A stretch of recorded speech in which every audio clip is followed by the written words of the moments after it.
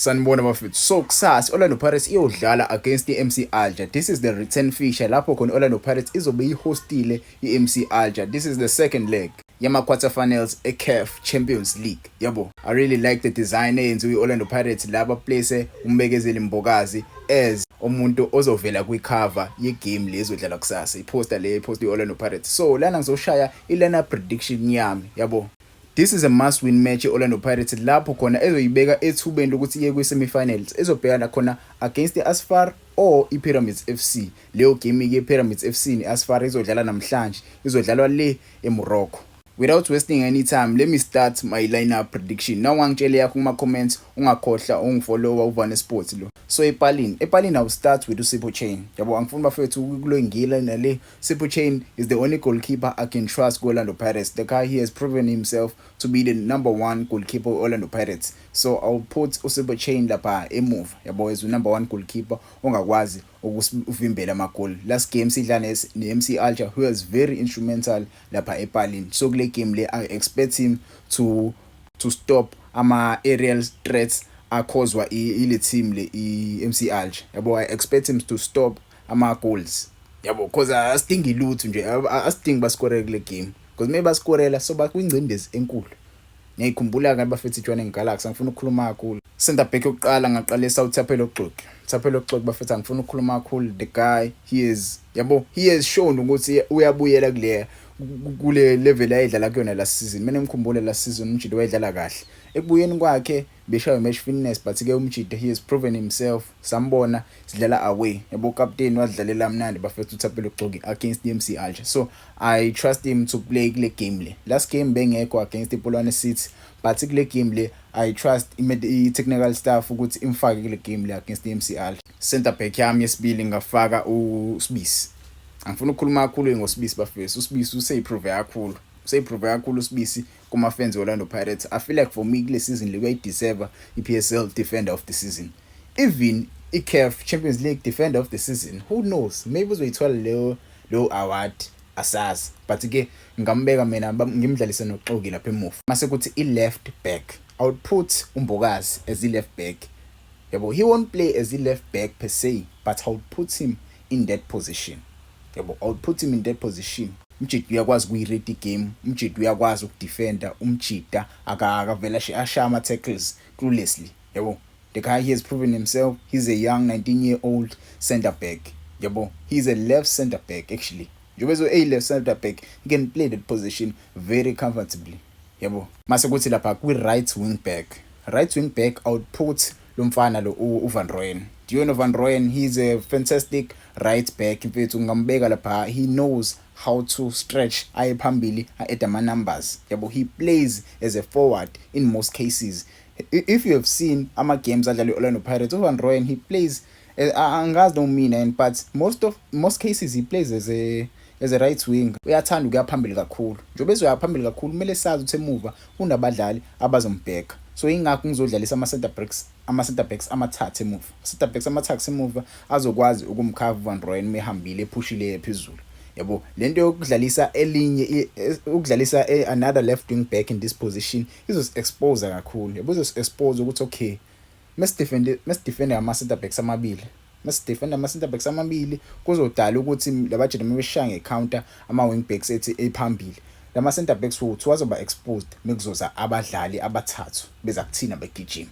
Yabo, so ingakho ngizobeka ama center backs amathathu emuva kube ne right wing back ezokwazi ukuhamba iphinde ibuye futhi ibuye izodefend isizwe. Mase ukuthi umdlalo ozodlalela number 6 according to me uMakhehleni Makhaola. The guy deserves to start kule game lekusasa. The guy, he has shown himself.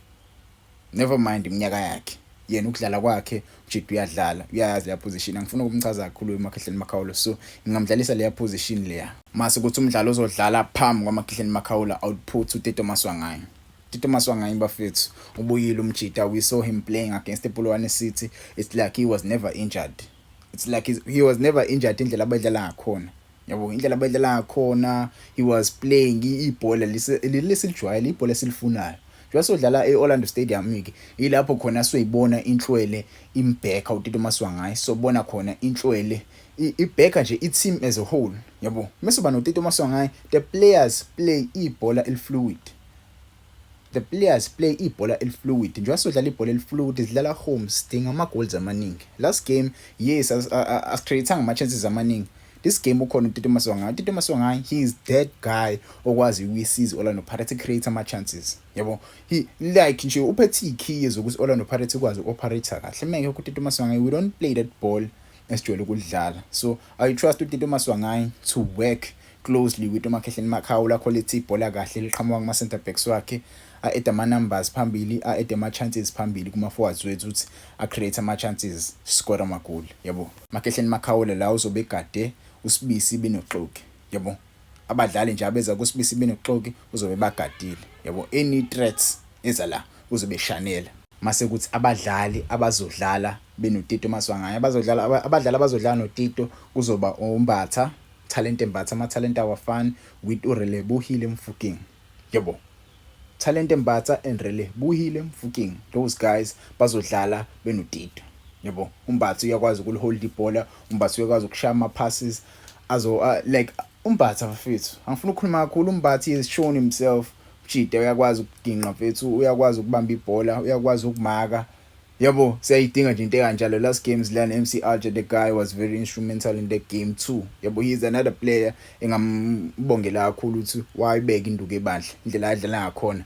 He shown ukuthi usekhulile useya understand i-pressure akumele ayibambe emidlalela i-team njenge Orlando Pirates. Yabo, ama-fans amaningi bemgxeka at the start of the season because they didn't see the Talente Mbatha that was signed from SuperSport. They didn't see the Talente Mbatha that was playing for Orlando Pirates when he was loaned from SuperSport United. So now, since lama rumors ukuthi uMjidi uyaphuza, he has been playing very, very, very well. Yabo, so I'll put him in that position and put uRelebohile Mofokeng lapha eswini. Relebohile Mofokeng eswini mfethu. I think most teams when they do homework about Orlando Pirates, they don't know ukuthi uMofokeng he can play as a number 10. Yabo, Mofokeng can play as a number 10.